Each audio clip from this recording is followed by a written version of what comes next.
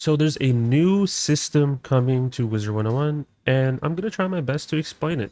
And that system is called Shadow Packs.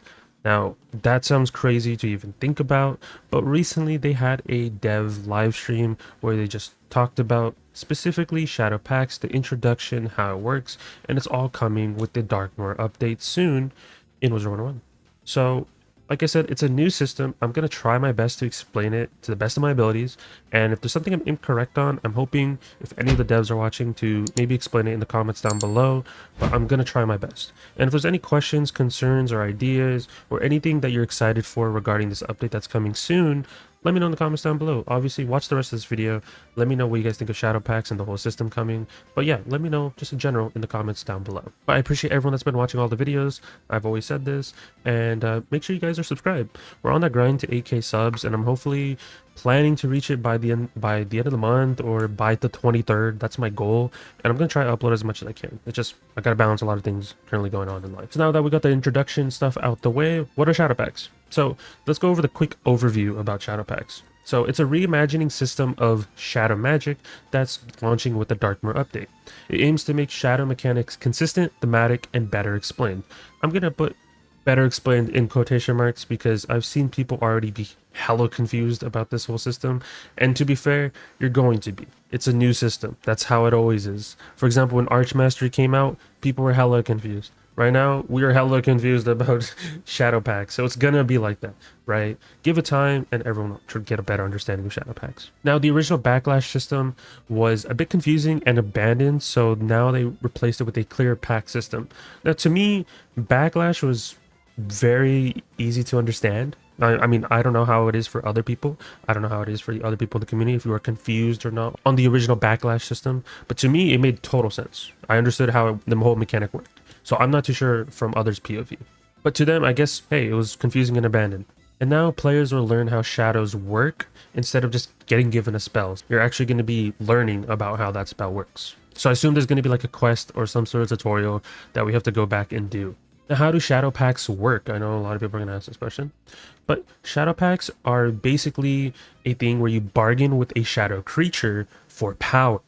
In return, you have to exchange it for effects or your health. Now, of course, this whole system is going to require a shadow pip, so anything that revolves in around a shadow pact or anything that's related to a toll system, it's going to require a shadow pip. So keep that in mind moving forward. Now, how this works is there's going to be a creature that summons behind your player. Its size indicates how much health you are going to have to pay. Of course, if it's the biggest size possible, it's going to be 15% of your max HP. If it's the second biggest, it's going to be 10%, and if it's like the smallest one, it'll be second to smallest, it'll be 5% of your max HP. But if you paid all of your tolls and the creature is super small, you're not going to have to pay any HP. Another thing is, the orb, when you use Shrike, when you use Seraph, and you use the shadow creatures, that's going to be gone now. So that orb is no longer going to exist. Instead, it's going to be like a contract icon, I assume, and it's going to be floating around you, or maybe it's going to be play somewhere on your screen so you know, and it's just basically going to tell you what you have to pay, what is your toll for using that spell.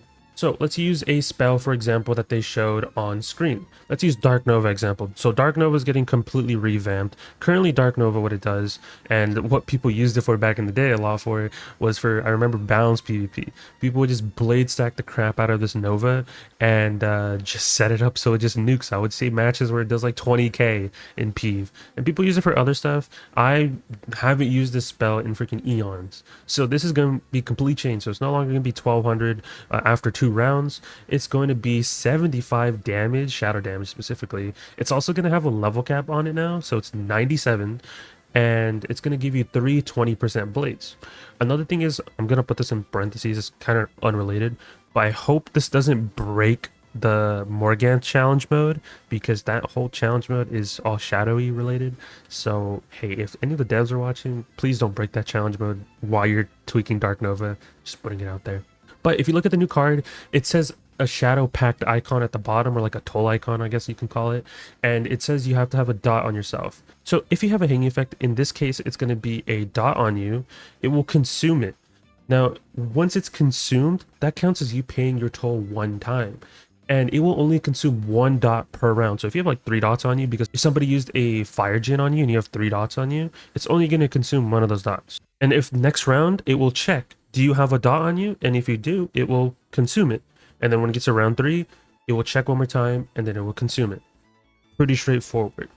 Now, if it doesn't consume an effect at all, you're not paying your toll, you're going to take HP instead. So let's say round 1, oh, I had a dot on me. Okay, cool. It's going to consume a dot. Now let's say round 2 happens. I don't have a dot on me. The shadow creature is going to get a little bit bigger now. And now I have to pay 5% of my HP. And then once all 3 rounds are done, so basically once it gets to round 3, or it's the end of the combat, or when the pact is completely replaced, you will pay that full toll in return. So basically, if it's satisfied, there will be no penalty. So if essentially all those 3 rounds you had a dot on you, and there was 3 different dots, you won't have to worry about the penalty. But if some of those rounds you did not have a dot on you, you will have to pay the penalty of 5% max every HP. Of course, it stacks up to 15%. But the fee is basically paid at the start of round 3 or the start of turn 3, and at the end of the combat, or if you ever replace your pact with a different pact. So hopefully you guys get that explanation to the best of my abilities. That's essentially how shadow packs are essentially working. Now, of course, there is going to be different packs per school. So what I have on a storm is going to be completely different than what a death wizard might have. When it comes to some of these packs, or these shadow packs, right, they will consume effects you create, or some of these other ones will consume effects that the enemy creates. So now that we got that out the way, let me show you Shadow Seraph, as well as Nova, of course. But Shadow Seraph, also what it does now is it gives you 25% outgoing damage, as well as 35% outgoing healing for 3 rounds. But then it also gives you a +1 life pip, but it does have a Shadow Pact, and that Shadow Pact is it will consume blades that are on you currently. So of course, every round, it will consume 1 blade off the player. And of course, you can preset this up by just having a Spirit Blade casted, and then the following round do Shadow Seraph, and then every round it's going to be consuming one of those blades from those Spirit Blades. Just like how Nova works. Nova's going to be consuming damage over times that are placed on you, and it's going to be removing 1 per round. But basically, this is a good example of showing how some packs consume effects that you create, which is the blades in this case, and there's others that consume effects that the enemy creates, which is basically those dots that were placed on you, and that's why you're using Nova. And I know people are going to wonder, like, do you still transform into the Seraph, or is it just a creature behind you? You still will be transformed into a Seraph, but in the back you still will have the creature. Now, if I ever use like a transform Gobbler spell or transform Colossus, like any of those polymorph spells, I still have the creature behind me. So that doesn't mean just because I transform into Seraph and then the following round I transform into like a Gobbler spell or anything, like any of the moon polymorphs, that doesn't mean the pack just mysteriously goes away. You're still going to have to be paying that pact in the background. And as I said earlier too, when it comes to all these forms, there's going to be basically 14 new shadow spells. 7 hits and 7 transformations, so 1 per school. The transformations modify stats, and the damage spells deal damage. They'll give you 3 hanging effects, and remove/counter a hanging effect on you. So as we saw with Fiend, or not Fiend, sorry, as we saw with Nova, you saw that it did damage, which was 75 shadow damage, as well as give us 3 blades, because Storm is, one of their hanging effects is Blade, and then as well as it's countering a hanging effect, which is damage over times, which Storm does counter. Obviously, it'll be different ones per school, so just be wary about that. And there'll be different transformations, so like Seraph, Shrike, all that. They will have different intuitive stat bonuses for its school. Another thing that they talked about is the shadow enhanced spells, which is why we're diving into glow bugs. Now, if we go to glow bugs, wherever it is right here, this is what it currently is in game. Now, glow bugs, it requires a shad, does 1k and 40 damage essentially, and then the advanced combat path, which I like to call it, is 630 storm damage, and it gives 2 minus 30% weaknesses. Now this whole thing is not gone. Poof, disappeared. And I know people are going to ask, is there going to be tiers? Judging by what they've shown on stream, I don't think there's going to be top path, bottom path glow bugs. I don't think that's going to happen. As much as people keep asking for it, for path A, path B, I don't think that's going to happen, judging by what was shown on screen. So the new glow bugs, of course, this is just the only spell that they showed on stream, is that it now does 520, and this is without a shad. So the shad is going to be completely gone, and now it's going to be a 520 AoE. And of course, you can enchant it, you can do whatever, it will be 820, and I don't think anyone's going to use it, I'm going to be honest. Because why use a 520 glow bugs when you can realistically just use, for example, if we just pull up the spell wherever it is right here, when you can just use bunyip and it does 635. And you can make the argument, hey, right here that is tiered up, even at base it's 605, and realistically the reason why it does so much is that school pip. That school pip is what's carrying it, and of course this is a higher level spell, so maybe that plays a part in it, but I'm pretty sure it's a school pip that makes that do so much damage. But I'm pretty sure people will still use glow bugs now. At least it doesn't require shad, but hey, it still will be useful for those people that want to quest at like early stages.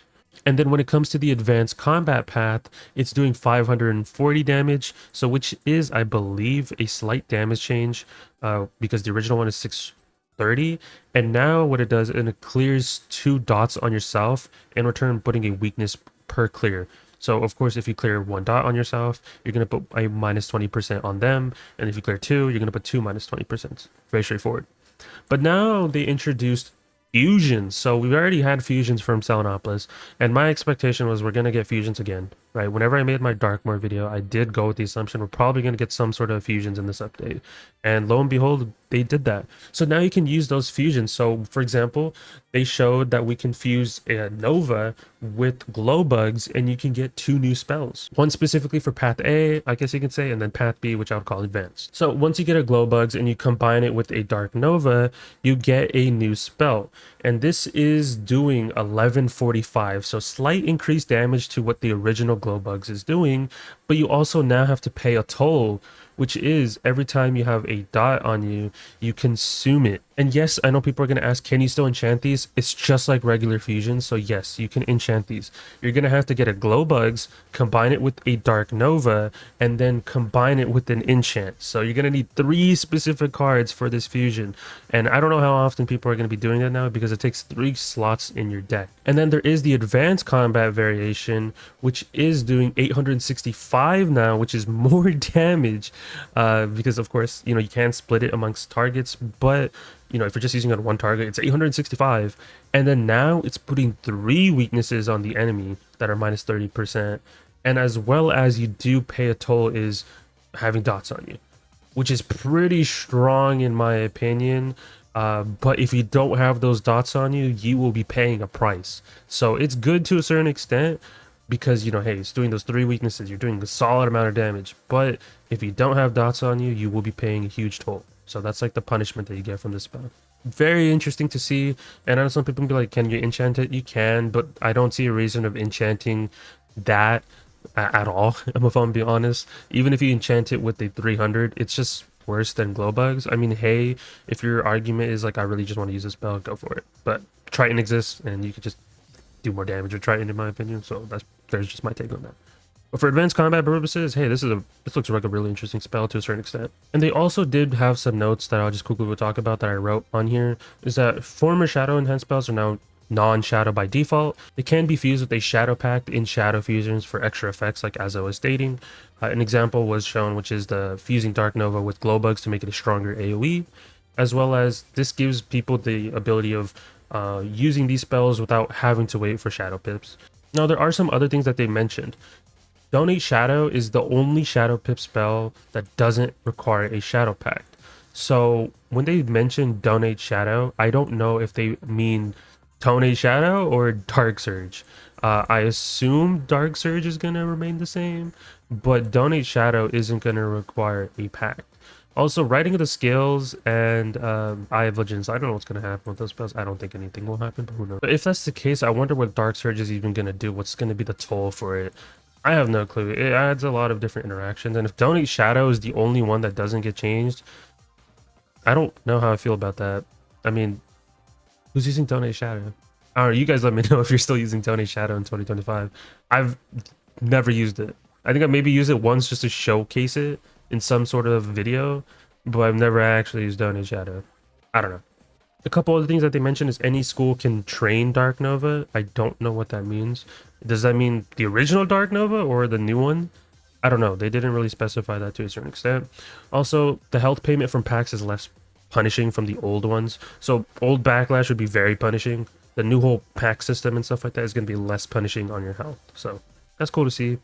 And it's also possible to avoid all backlash damage by fulfilling the pact. It just requires more things that are going to be on you and such.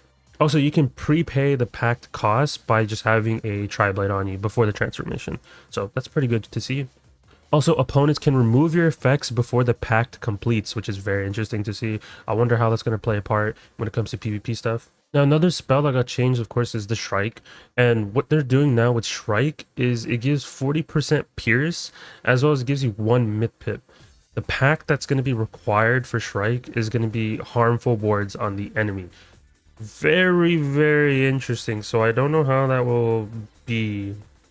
Also, Shrike no longer grants you the 10% Pierce Blades per turn, which kind of sucks. Another thing is you can now use hits/shields in Shrike without increasing Lash if it's trying to meet a certain pact. There's no punishment, like for example, like on Shrike and Sentinel. So for example, if you were hitting in Sentinel, you would be getting increased backlash, which wasn't listed on the card, but if you just knew how Sentinel worked, you would know.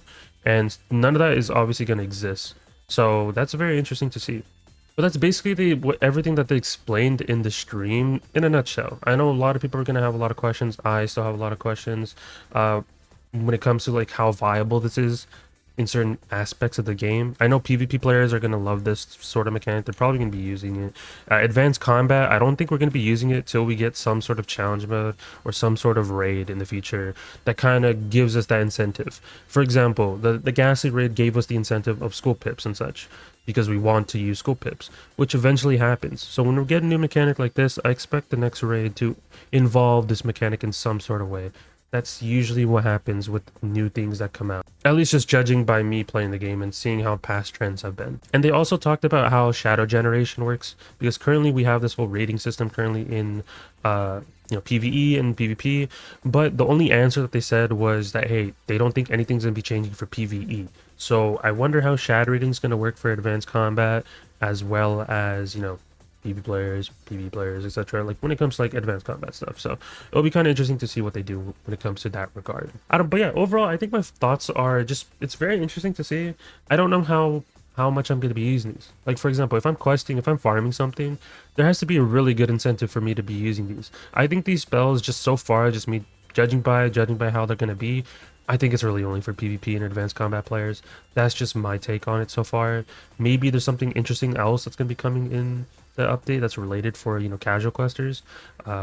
There's something like that, and I feel like the change to the spells, I think a lot of people are going to be like, this is a big nerf. I think this is going to be a huge nerf, whatever. I think it just depends on the player. Now, most people, I'd say majority of people, don't really pack shads in general while you're questing. I feel like I just do it for the flex or for the memes. Like for example, you're never going to see me pack sound and musicology, and I voiced this before. I don't use sound and musicology. I used it back when you were getting consistent, almost near consistent round 1 turn shads and such. Then there was like a reason to use it. But my gimmick is like, hey, if I use this and I'm trying to 2-round some of these fights, why am I running the risk if I don't get the shad and I'm clogging up my deck space when I can just be using storm mode or something like that? That's just my thing. So unless shadow pips or shadow enhance, all that stuff is getting a better rate in PvE, realistically this doesn't really affect those PvE players in any sort of way. That's just my take on it. But I mean, hey, at least glow bugs will be usable for when you're questing till you get your Walrus spells. Yeah, and this affects obviously all the other Darkmoor spells as well. So it's not just glow bugs, it's all the other Darkmoor spells as well. So that'll be interesting, and eventually they'll probably revisit all the other shadow enhanced spells. So we'll have to see, as I said, and I know a lot of people are going to be very confused about this mechanic, and I know the devs are saying, no, this is actually easier, but I've seen a lot of comments during their stream saying that, hey, this is confusing, why is this game turning confusing, everything like that. I think for me, it makes sense just by, visually seeing it. If there was no visuals, I think I would be confused. I would be part of everyone else that's like, what am I witnessing? But maybe I have my own take and my own views. I don't really see it as confusing. I just don't know how useful this feature would be. This feature would be for the casual community folks. I think this is, like I said, just really for those PvP peds and those people who do raids and challenge mode. I think this is only affecting them, in my opinion. Other than the people who want to use glow bugs or want to use Mystic Colossus while they're questing, now it doesn't require Shad Pip, but in return is doing less damage. So if you're not packing a Nova or something like that to create the fusion, but I mean, of course, you then need a Shad Pip to be able to use it, and then it will do more damage. So there's some like little different gameplay options, but we'll just have to wait and see when this whole thing comes out into test realm, and I'll be able to test as much as I can. But these are just my initial thoughts so far, and you guys let me know on your thoughts about this whole change and the whole shadow pack system. Like I said, it is confusing. It's going to be confusing for now, but once you actually see the gameplay and you test all these things, you're going to get a better understanding of it. That's just how it always is. Other than that, leave a like, subscribe, all type of stuff. Join Discord if you have any questions. I'll try my best to answer them in the comments down below, as well as you can, definitely talk in the Discord, have a bit of discussion in there, and yeah, I like to see all that type of stuff. But that's it for me, and I'll talk to you guys in the next one. Peace out, guys.